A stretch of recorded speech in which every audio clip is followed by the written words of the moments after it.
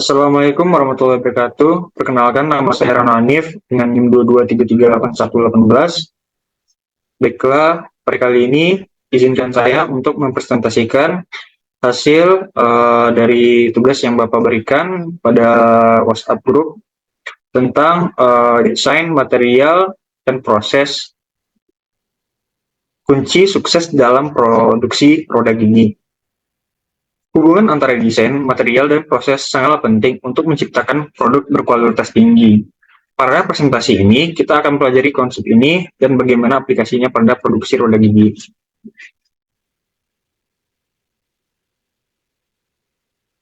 Baiklah, yang pertama kita harus mengetahui dulu definisi desain, yang itu terbagi tiga. Yang pertama itu konseptualisasi ide. Desain adalah proses penciptaan konsep atau ide untuk produk yang ingin dihasilkan. Konsep ini meliputi fungsi, penampilan, dan material yang akan digunakan. Konseptualisasi ide adalah proses kreatif di mana seseorang atau tim mengembangkan, merinci, dan menggambarkan gagasan atau konsep abstrak yang menjadi bentuk yang lebih konkret.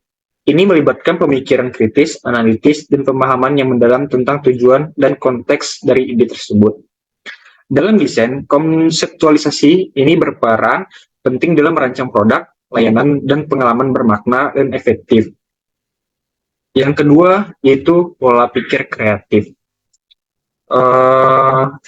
Desainer harus terampil dalam berpikir secara kreatif untuk menghasilkan desain unik dan sesuai dengan kebutuhan pasar. Pola pikir kreatif juga disebut cara berpikir yang melibatkan pemikiran asosiatif, berani untuk berpikir di luar batasan konvensional, dan mencari solusi yang inovatif untuk masalah ini.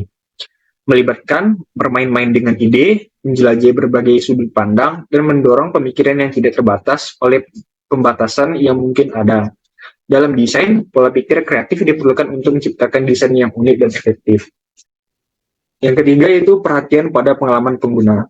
Desainer harus mempertimbangkan pengalaman pengguna dalam mengembangkan desain, agar produk yang dihasilkan tidak hanya fungsional, namun juga nyaman digunakan oleh pengguna. Perhatikan pada pengalaman pengguna adalah pendekatan yang menekankan pentingnya merancang produk, layanan, atau antarmuka dengan fokus pada kebutuhan, harapan, dan preferensi pengguna. Ini mencakup pemahaman mendalam tentang bagaimana pengguna berinteraksi dengan produk atau layanan, serta upaya untuk menciptakan pengalaman yang nyaman, efisien, dan memuaskan bagi mereka. Dalam desain, perhatian pada pengalaman pengguna sangat penting untuk mencapai kepuasan pengguna dan kesuksesan produk.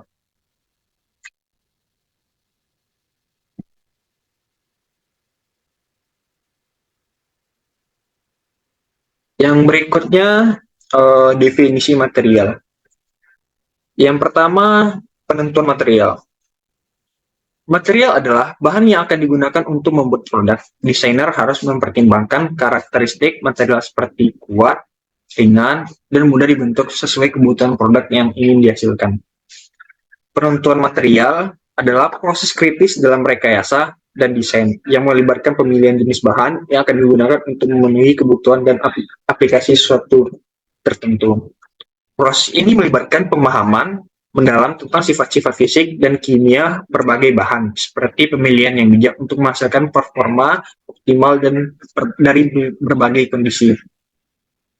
Yang kedua, komposisi material. Komposisi material mempengaruhi sifat fisik dan mekanik produk. Kombinasi beberapa material dapat meningkatkan kualitas produk, seperti meningkatkan ketahanan terhadap aus atau korosi. Ketiga, yaitu bahan ramah lingkungan. Penggunaan material ramah lingkungan sangatlah penting dalam era keberlanjutan saat ini. Produsen harus mempertimbangkan bahan yang dapat didaur ulang atau memiliki jejak karbon yang kecil dalam proses produksinya.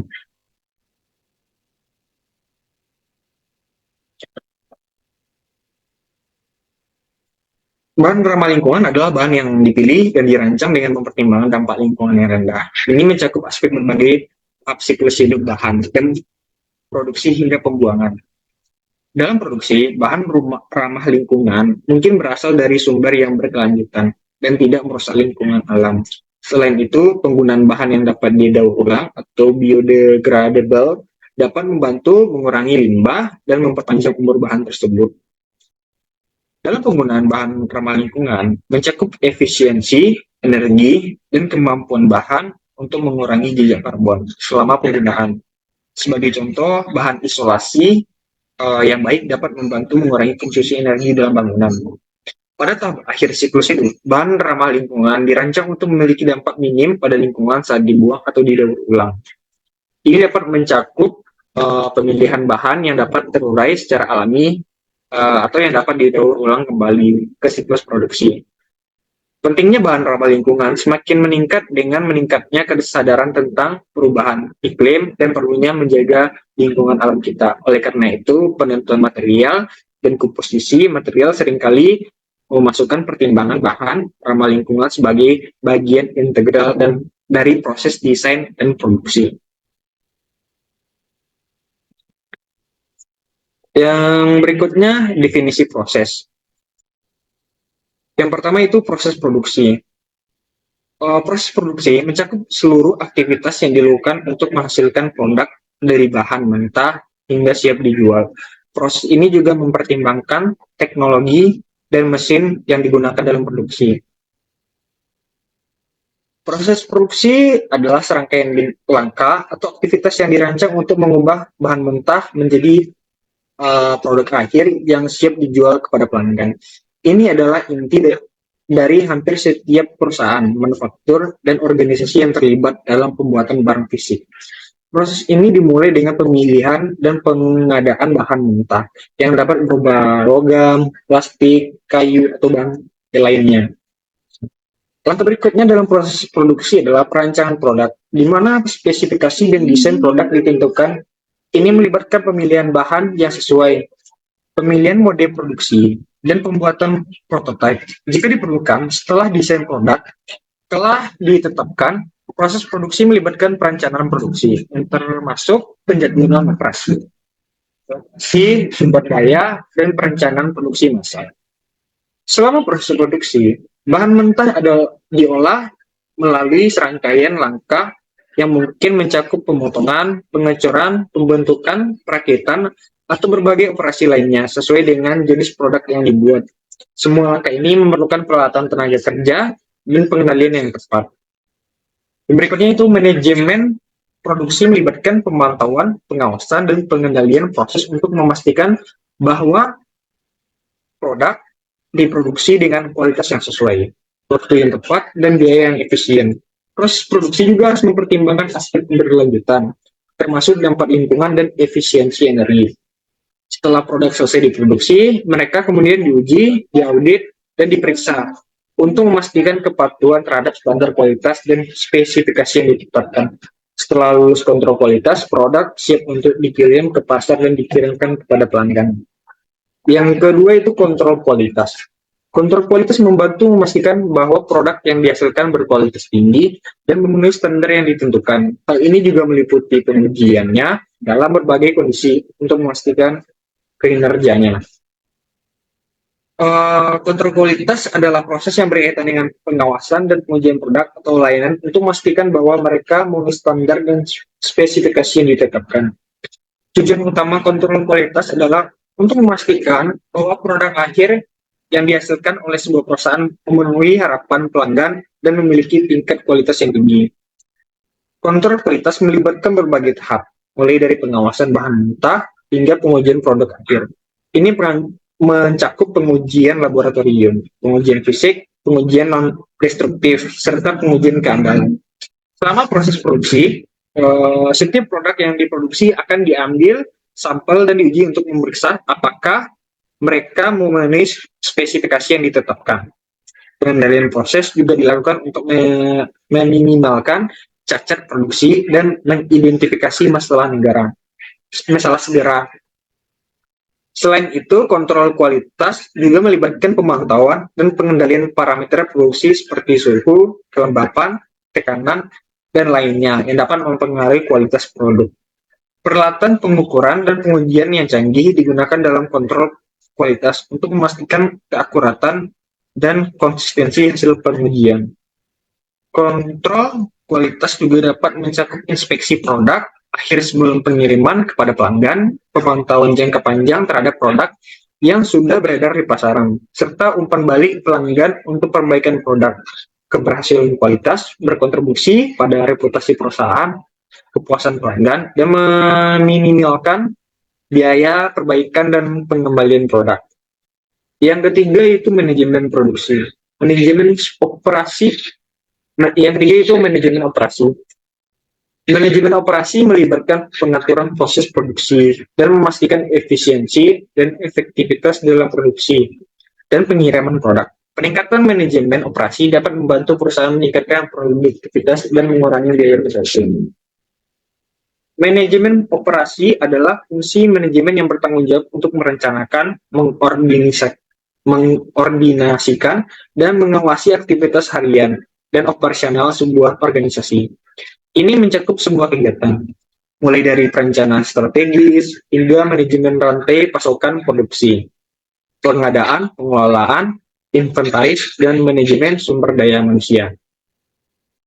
Manajemen operasi bertujuan untuk meningkatkan efisiensi operasional dan produktivitas organisasi. Ini melibatkan pemantauan dan pengendalian berbagai proses dan aktivitas yang terjadi di seluruh organisasi. Fungsi ini juga mencakup perencanaan kapasitas, peningkatan proses, pengelolaan risiko operasional, dan pengembangan rencana bisnis yang komprehensif. Manajemen operasi juga mencakup manajemen rantai pasokan yang melibatkan koordinasi aktivitas perolehan bahan, produksi, distribusi, dan logistik. Efisiensi rantai pasokan sangat penting untuk memastikan ketersediaan bahan yang diperlukan untuk produksi. Selain itu, manajemen operasi fokus pada perbaikan berkelanjutan melalui penggunaan alat manajemen kualitas seperti Six Sigma dan Total Quality Management. Upaya ini bertujuan untuk mengurangi biaya, meningkatkan kualitas, dan mengurangi waktu siklus produksi. Manajemen operasi juga berperan dalam manajemen sumber daya manusia dengan memastikan karyawan memiliki keterampilan yang sesuai dengan dikelola dengan baik. Pengelolaan sumber daya manusia melibatkan rekrutmen, pelatihan, pengembangan karyawan, dan pengelolaan performa. Manajemen operasi secara langsung mempengaruhi bagaimana organisasi menjalankan aktivitas sehari-hari dan mencapai tujuan secara efektif dan efisien. Berikutnya itu adalah hubungan antara desain, material, dan proses. Satu, kualitas produk. Hubungan yang baik antara desain, material, dan proses dapat meningkatkan kualitas produk yang akan dihasilkan. Material yang sesuai dengan desain dan diproses secara efektif dapat menghasilkan produk yang berkualitas tinggi. Langkah awal dalam menciptakan kualitas, desain yang baik mempertimbangkan kebutuhan pelanggan, fungsionalitas, dan estetika. Desain yang buruk dapat mengakibatkan cacat produk. Yang berikutnya material. Pemilihan bahan yang tepat adalah kunci dalam mencapai kualitas produk. Material berkualitas rendah dapat menyebabkan produk mudah rusak atau tidak tahan lama. Yang berikutnya itu proses. Proses produksi yang baik harus memastikan konsistensi dan akurasi. Kualitas produk dapat terganggu jika proses produksi tidak konsisten. Yang kedua tentang reduce cost. Pemilihan material yang tepat dan penggunaan proses produksi yang efisien dapat mengurangi biaya produksi dan meningkatkan efisiensi dalam menyelesaikan produksi produk. Yang itu pertama berhubungan dengan desain. Desain yang efisien dan mudah diproduksi dapat mengurangi biaya produksi. Penggunaan material yang murah tetapi tetap memenuhi spesifikasi adalah juga pertimbangan yang penting. Yang itu kaitannya dengan material. Memilih bahan yang efisien dari segi biaya adalah langkah yang dapat mengurangi biaya produksi. Itu kaitannya dengan proses adalah proses produksi yang efisien dapat mengurangi waktu dan tenaga kerja yang pada gilirannya mengurangi biaya. Yang ketiga yaitu inovasi produk. Hubungan antara desain, material, dan proses yang baik dapat mendorong inovasi dalam produk yang dihasilkan. Penggunaan teknologi canggih dalam proses produksi dan pemilihan material yang inovatif dapat menghasilkan produk yang lebih baik. Kaitannya dengan desain itu, desain inovatif dapat menciptakan produk baru atau meningkatkan produk yang sudah ada. Inovasi dalam desain dapat mengarah pada fitur-fitur baru atau cara yang lebih efisien untuk memenuhi kebutuhan pelanggan. Hubungannya dengan material itu pemilihan material inovatif dapat menghasilkan produk dengan performa yang lebih baik atau karakteristik yang unik. Yang ketiga itu proses. Kaitannya dengan proses adalah inovasi dalam proses produksi dapat memungkinkan pengembangan produk yang lebih cepat atau dengan biaya yang lebih rendah. Yang keempat itu reputasi perusahaan. Produk berkualitas tinggi yang dihasilkan dari hubungan desain material proses baik akan memperbaiki reputasi perusahaan di mata konsumen. Hal ini dapat meningkatkan loyalitas konsumen dan meningkatkan keuntungan perusahaan di jangka panjang. Kaitannya dengan kualitas produk itu, kualitas produk yang tinggi dapat membangun reputasi positif perusahaan karena produk-produk tersebut dapat diandalkan dan memenuhi harapan pelanggan. Itu terkait hubungannya dengan reduce cost.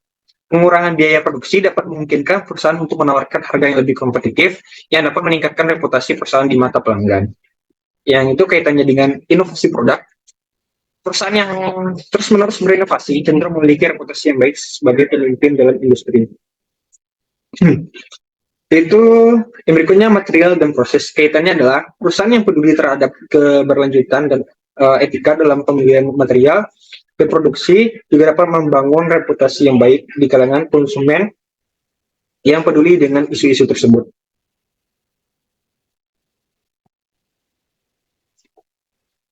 Berikutnya kita masuk contoh kasus terhadap roda gigi. Di sini saya mengambil contohnya itu roda gigi. Desain. Desain roda gigi dengan ukuran dan gigi yang tepat untuk penggunaannya. Polanya harus sesuai dengan toleransi yang ketat. Yang berikutnya itu material. Baja karbon tinggi untuk kekuatan dan tahan karat. Baja paduan tumit, lembut, lurus yang tahan aus dan korosi. Proses produksi. Pengolahan awal bahan mentah, membentuk, pemanasan, penyelesaian, dan penyelesaian akhir. Pengawasan ketat selama seluruh proses produksi termasuk pengujiannya setelah produksi selesai. Itu desain. Misalnya nih, dalam desain roda gigi untuk sebuah mesin industri, faktor-faktor seperti jumlah gigi, profil gigi, dan ukuran roda gigi harus dipertimbangkan. Desain yang baik akan memastikan roda gigi dapat berfungsi dengan baik dan memiliki daya tahan yang memadai. Yaitu kedua itu proses produksi. Proses pembuatan roda gigi seperti proses pencetakan, proses pemesinan, atau proses pembentukan akan mempengaruhi kualitas dan ketahanan roda gigi. Misalnya pencekatan dengan material yang tepat mungkin lebih cocok daripada proses pemesinan tergantung pada aplikasinya. Yang ketiga itu material. Pemilihan material yang sangat penting, contohnya untuk roda gigi yang akan digunakan dalam situasi berat, baja tahan karat mungkin lebih cocok daripada aluminium. Kekuatan dan ketahanan material harus sesuai dengan aplikasi yang dimaksud. Baiklah, kesimpulan dan implikasi pada proses produksi roda gigi itu yang pertama kualitas. Kombinasi desain, material, dan proses yang baik akan memberikan hasil yang berkualitas tinggi. Yang kedua yaitu biaya. Pemilihan material yang tepat dan penggunaan proses produksi yang efisien dapat mengurangi biaya produksi. Yang ketiga inovasi. Inovasi dalam desain, material, dan proses produksi dapat meningkatkan kualitas produk yang dihasilkan. Menjadi kompetitif pada pasar produk yang inovatif. Baiklah, mungkin hanya sekian hasil dari presentasi saya. Saya mohon maaf jika ada yang kurang dari presentasi saya, karena kesempurnaannya hanya milik Allah dan kekurangan kembali kepada diri saya sendiri. Baiklah, sebelumnya saya mengucapkan terima kasih kepada Bapak yang telah memberikan saya kesempatan untuk mempresentasikan hasil tugas saya. Saya akhiri dengan wabillahi taufiq wal hidayah. Wassalamualaikum warahmatullahi wabarakatuh.